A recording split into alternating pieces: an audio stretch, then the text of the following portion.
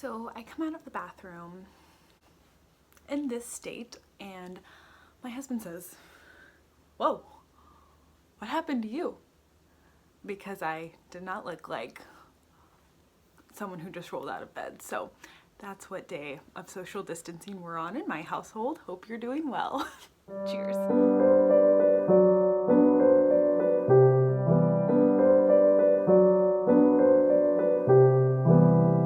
Hello friends, how are you doing today? My name is Mary, this is Happily Ever Esch. Today we are talking about all the books that we read in March. I had quite a lovely reading month in March. It was middle grade March, so a lot of just cozy, magical, ethereal feeling books, which is so lovely. The lowest rated book that I read this month, I already wrapped up in February's wrap up because I finished it just at the beginning of March. So that's a happy thing. And yeah, let's just chat all the things that we read this month, or last month, I guess. It's April now. What is time? So the first book I finished was for the Analong read-a-thon, read-along that's happening on BookTube, hosted by Amanda at the Curly Reader and Tia at All the Books. Tia and All the Books, I think. They'll both be linked down below regardless. And that is the third book in the Anne series, which is Anne of the Island. This is by Ellen Montgomery. This was the perfect, just most cozy read for this month. I love Anne and I love the world that Ellen Montgomery has created, and I just adore these. I've talked about Ellen Montgomery in every single one of my videos probably that I posted in March, so I probably don't need to go on too long, but we're just continuing to follow Anne and her adventures in her college years. There was something that felt very nostalgic about this book. I think we all have those kind of transitional moments in our life where we're leaving kind of convention and things that we're used to, and kind of starting down a new path, and the wonder that comes with that, also the heartbreak, and then also kind of like getting into this rhythm, or this like new being that like home, where we grew up and came to think of as home, won't always maybe be that place for us. And I think that this explores that really well. There's also a lot of really just fun side characters that we're just kind of introduced to for a chapter, kind of almost like the short story feeling that's just sprinkled in there, and some of those characters just made me laugh out loud. I have heard that a complaint of this is you're not kind of getting to know the characters as well as like bonding as well with them, but as someone who really enjoys the short story kind of format and just kind of being thrown into people's lives and kind of taken right back out, I really appreciated that aspect of it, but I could definitely see why maybe that wouldn't be someone's favorite, especially because in so many of these books we are falling in love with the characters. But I loved following Anne. I loved Patty's Place and just her college adventures. It was a lot of fun. I really enjoyed this one, and I'm excited to continue on with the Anne series. She's a favorite of mine now, so was happy to report that this one was just as lovely and beautiful. The next book that I finished was a little bit of a chunk, and one that's been sitting on my shelf for a while. Also a little bit of a BookTube reader darling, book lover darling, if you will, and that's All the Light We Cannot See by Anthony Doerr.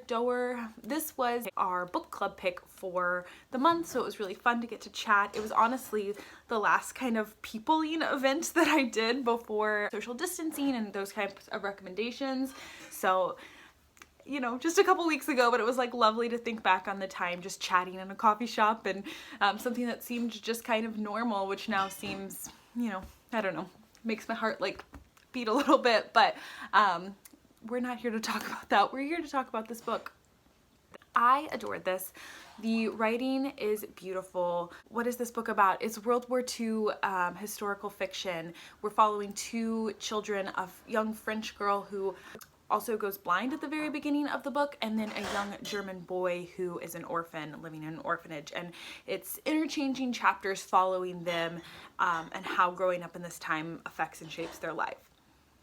I adored Anthony Doerr's writing. It feels very magical, ethereal. There was almost like this otherworldly kind of feeling to it. I think it's the way that he writes about the mundane in such a beautiful way. Like, he spends so much time like writing about snails and shells, things that like should not be interesting, but it's like beautiful writing, almost brings you to tears, and just his appreciation for the things that make our world miraculous, even though we can kind of just brush them off.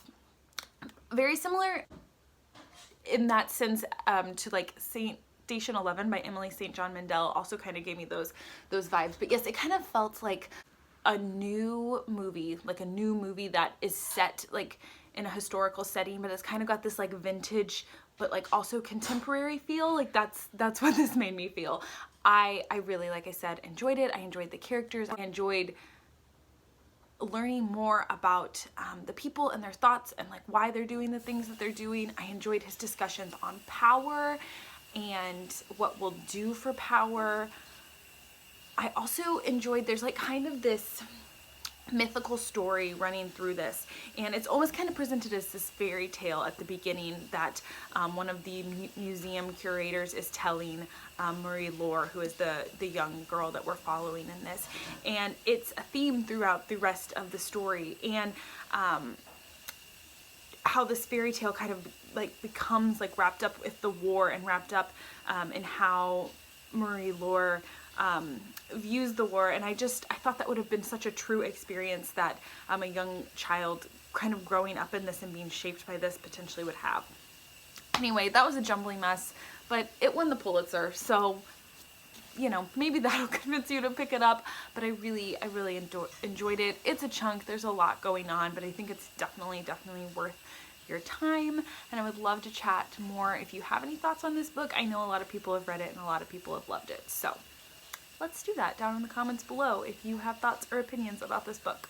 Oh, I did also want to say that there are so many like different threads in this book that do kind of come together at the end, but it never felt trite or kind of contrived. It just felt so serendipity, like just beautiful, like weaving together, because there's also still a lot of pain and hardship and things that like you don't want it to end that way, but you also understand why it ends that way. So I did want to say, like, I do struggle with historical fiction sometimes because I do feel like it's like that was too perfect, and that this did not feel that way. It felt like there was a lot of there were a lot of answers, and you felt very satisfied because you knew, but you weren't always satisfied with the outcome. I hope that makes sense, but I really enjoyed that aspect of it as well. Okay, now on to the next book. So I think my library copy of this next book is around here somewhere, but maybe I took it back. I don't remember, but it was the read aloud for my family this month, and that is Because of Winn, Dixie by Kate DiCamillo. This was a much beloved book from my childhood. I read it probably when I was in the 3rd or 4th grade and absolutely adored it, and it was such a fun reread for me as an adult. It was really fun to get to read it to my husband and my babe, who could have cared less, but my husband did enjoy it. I will say I do think this suffered from the fact that I almost overhyped it because of how much I remember loving it, and I think it skewed like my expectations for the book just a little bit, but it was still a very solid 4-star read.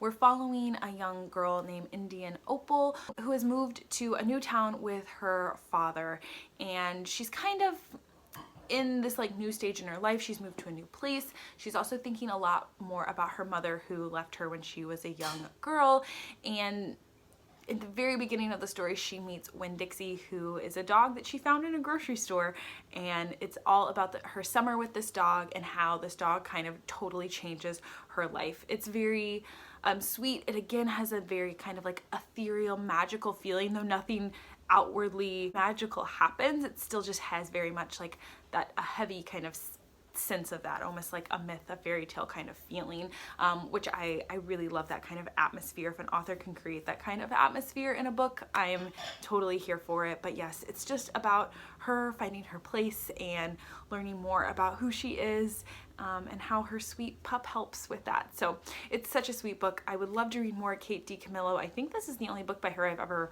read, and I know she's written lots and lots and is a much beloved middle grade author, but this was sweet and fun nonetheless, funny at times too, so I quite enjoyed my reread of that book. Next, another book to middle grade darling, and I'm very happy to say that I enjoyed it quite a lot too, and that is Sweep, The Story of a Girl and Her Monster by Jonathan.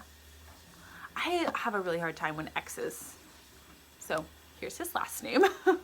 This is a historical fiction set kind of at the turn of the 20th century, and we're following a young girl who is a chimney sweep. In the beginning, we kind of have these dual timelines of the girl in the present day where she's about 12 and she's an indentured chimney sweep servant to her master. We're also getting this other storyline of when she was a young child with her chimney sweep.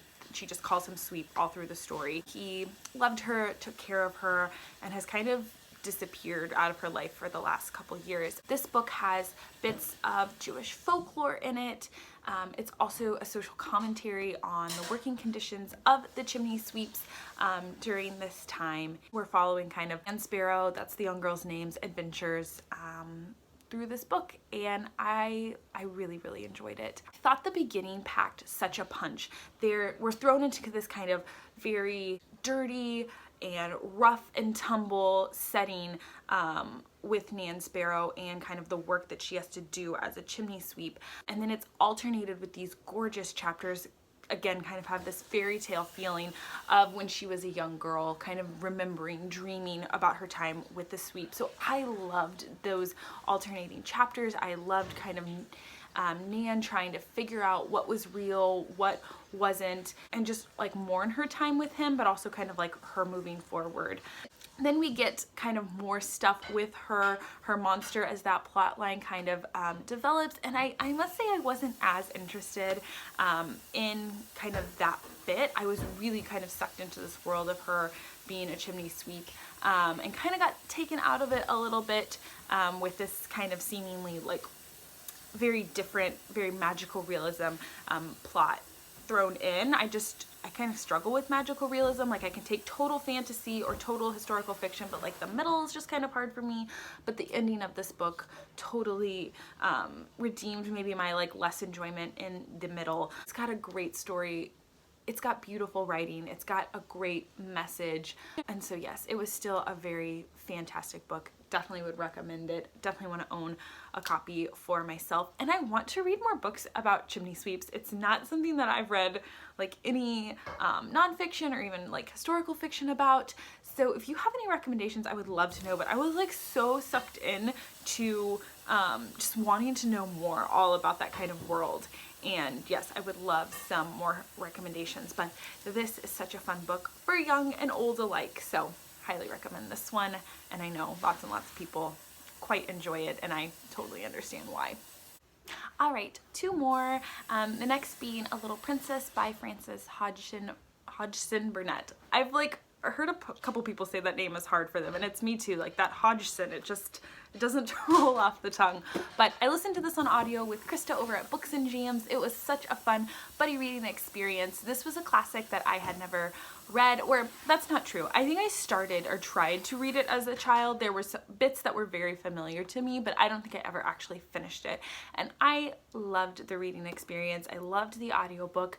I thought that it was so fun, kind of a very like Cinderella-esque style book. We're following young Sara Crew, who has grown up with her father in India, and they just adore each other. They're just a very sweet little pair, and she is utterly spoiled. She gets anything and everything that she could want, but it hasn't spoiled her soul. She's a very sweet and kind little girl, and she comes to an age where her father decides that she needs to go to boarding school, and so he sends her back to England to complete her proper education. I don't want to spoil too much because I didn't know a lot about this story and loved kind of the unraveling of it, so most people are probably pretty familiar with the plot, but I'm not gonna, that's all I'm gonna give. But yes, the things that were the most interesting to me were kind of the look at childhood trauma, and I want to kind of talk about that with the last book that I read, and that is The War That Saved My Life by Kimberly Brubaker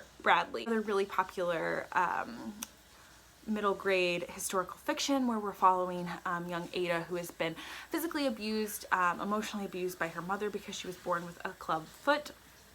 And it's following England starting to get involved in World War II and the kind of mass exodus of children to the countryside. And Ada's mother's not going to let her go, but she ends up escaping with her brother and going to the countryside and moving in with a woman who didn't want to take any children in. Ada and this woman, her name is Susan, kind of discover how much they need one another. So there's that little synopsis. The look at childhood trauma, both in A Little Princess and in this one, I thought was so interesting. In A Little Princess, Sara is totally loved and has like such a strong foundation for kind of like development and all of those like nurturing things that children need. And so she has a very traumatic event happen to her. While there are some bits that are totally unrealistic, probably in her character, because it is kind of a story and has a very strong moralistic kind of moral message.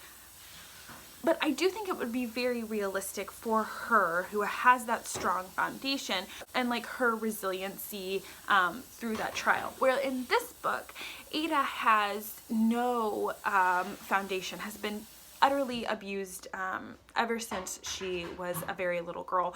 And I think the way that this book explores trauma and kind of the things that Ada goes through, her thought process and her actions, I feel it would be so true to a child who had experienced the level of abuse that she had. So I just wanted to say I thought the two kind of looks at that were really interesting. And while I think A Little Princess definitely probably could get criticized, there could be a criticism that it's too sweet and moralistic, and Sara doesn't always have very realistic reactions. I do think with that foundation and how she had been developed, it's not as unrealistic of a portrayal as you know, in this book, if Ada would have just gone and like not had any issues and been totally fine, I think that would have been totally unrealistic. So I just thought that kind of like the thought process of those two books, they had just kind of been bouncing around in my head, and I thought that was really interesting. Hello, this is my real quarantine self. I was editing that video and I did want to clarify my point that I was making there, because I didn't chat about it enough there. So I think what I was really trying to focus on when I was talking about the reactions, it was more like attaching to adults and like relationships with other people. So it's not so much resiliency in all of their actions, because Ada is very determined, and she's very determined to do really hard things. And I think that that's totally would be a real and appropriate response to the situation that Ada's in. But I just, in both of the books, the looks at like attachment to adults and attachment to other people and building those connected relationships, I think that was more what I was talking about. So I did want to clarify that point a little bit. Anyway, back to the other video. I work in the child welfare system, and we talk a lot about trauma. We learn a lot about trauma, and so it was very interesting. In all of these books, there are kind of some pieces and aspects, and it definitely got me thinking as I was reading. But this book, oh my goodness, oh my word, I know why people say they love it. It is just a gem, a treat. Everyone needs to read this book. It's so accessible, and like I said, one of the best explorations I think I've read of childhood trauma, or portrayal of childhood trauma and how that might affect a young person. Obviously, trauma is so specific to the individual, and its effects range, you know, totally, but I thought that this was just a great exploration of it. I loved the aspects of found family and the power of connection, and the look at healing and the healing process, just so much. This book was glorious. I'm so glad that I ended up snagging the next one in this little duology before my library closed. I didn't even know the library was gonna close at that point, probably didn't even think it was a possibility, but so glad that I have it, because I do plan on picking it up this month. And yes, I think all of the wonderful praise that you hear about this book is so deserved. All right, that was my quite chatty wrap up. I would love to know what you read in March, what was your favorite. Probably this book, and then maybe All the Light We Cannot See. I don't know, but then I also read Anne of the Island. So, so many good ones. And Sweep, it was so good. But yes, I quite enjoyed my reading month. I'd love to know what you read, what you enjoyed. Let's chat about it down in the comments below. I think that's all, friends. That's all I have for you today. I hope that you are having a lovely start to April. As lovely of a start to April as you can, given the circumstances. That's what I wish for you. All right, friends, I'll talk to you later. Bye.